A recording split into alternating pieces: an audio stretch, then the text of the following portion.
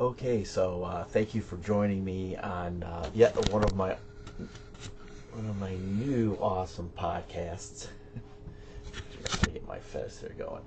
But anyways, this podcast came out of a conversation with my friend Sanvi about how to determine if we are living in a dump world of dump illusions or is Dump a true genius. And I think the spirit of this is that Sanvi was basically saying that Trump is going to deliver what he promises. And what I'm basically saying is he promises nothing because he says nothing. So I don't know how you can say he's been successful because there's no detail in what he's saying. There's just insanity.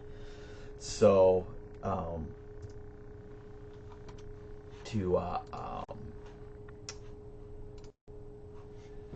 So we decided to do come up with like a measurement to determine if it's BS or if it's actual. What do you do first promises? So this is just a work in progress. We're gonna have to develop this, but I thought we'd get it at least documented.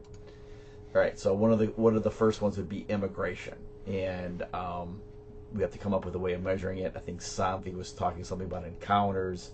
I saw on Bill Maher last night there was something about they actually had a bar chart of immigration numbers. From George W., Barack Obama, Trump, and Joe Biden. And anyways, it does look like, just for the sake of, I don't have the picture, but I could have added it, but it looks like Joe Biden did allow like 2 million, 3 million people, illegal immigrants, but under Trump, it wasn't at zero. They were like in the millions too. But this is a good example about how would you measure how well he's doing. Another one,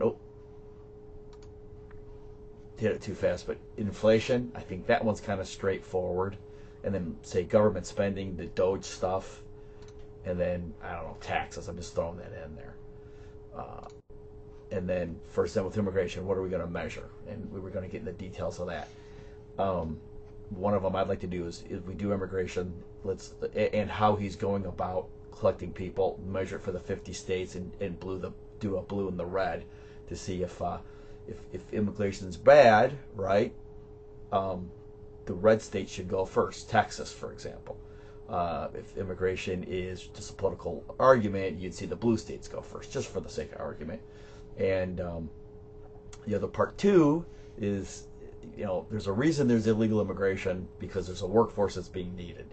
So this is potentially good. Is he really going to deliver on it, or is he just talking about it? And devil's in the details.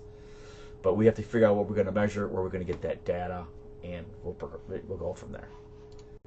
Next one's inflation. I think that one's a little bit more straightforward. Probably can find, I don't know, University of Michigan or some university, some government or university that measures it. Go through the past 50 years, past 25 years. But now we get into thinking about what would be success. Is he going to lower it in half? Is he going to lower it in half of, look at Biden, let's just say for the sake of example, inflation under Biden was 6%, and if we looked at the norm under either Trump or other presidents, say it was like 3%, so is he successful if it goes from 3 to 4.5, which is a 50 cent, or are we going to do, I'll do a Trumpian one, does he have to lower it at all-time records? Like he pontificates all the time. He has to decrease inflation the largest amount that's ever been in all of history, just to kind of do a Trumpian measure.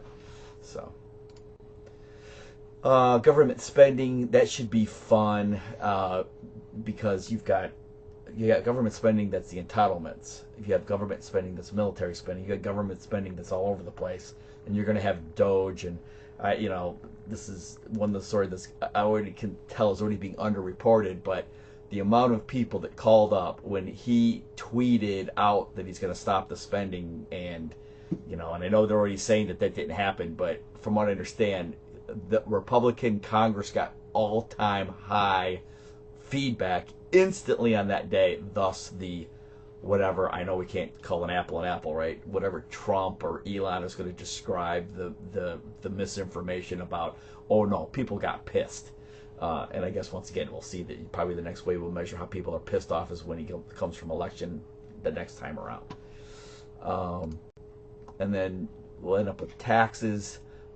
Taxes are, stuff again, it's like, measuring what taxes are. Is he going to reduce them by 80? Is he going to reduce them, and then another one is, is he going to reduce taxes for the 80% at the bottom, or the 90% at the bottom, the people that really voted for him, that gave him the victory? Is he really going to affect them?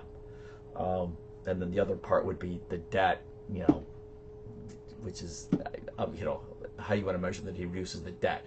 I don't think he's ever going to take it. I think the last time the government took in more tax dollars than they actually spent was under Clinton.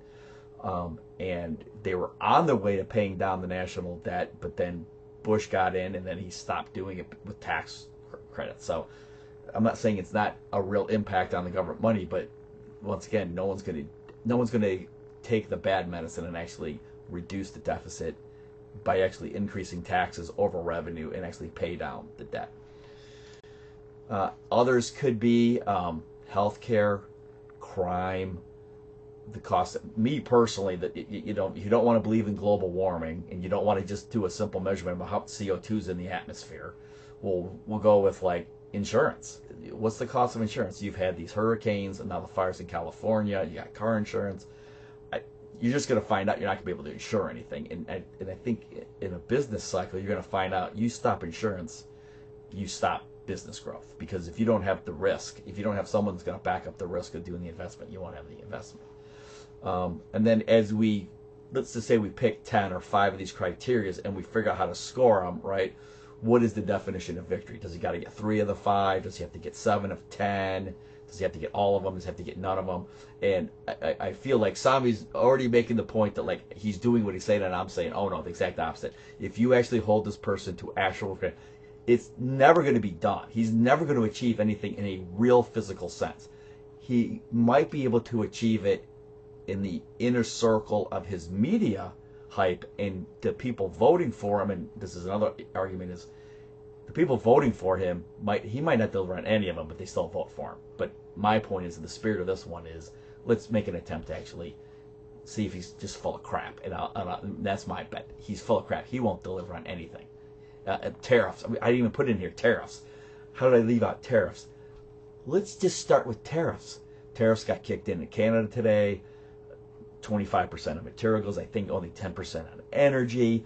If tariffs are good, why not put it on energy? If it's domestic, like why would you decrease tariffs on energy if the spirit in the logic is tariffs is good for the U.S. economy and U.S. economy only? Why would you therefore lower the tariffs, make it easier to have Canadian oil come in, right?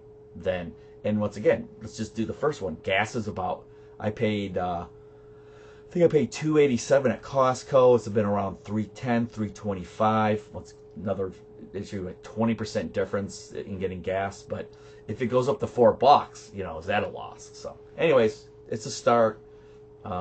It should be fun, and that's my recording.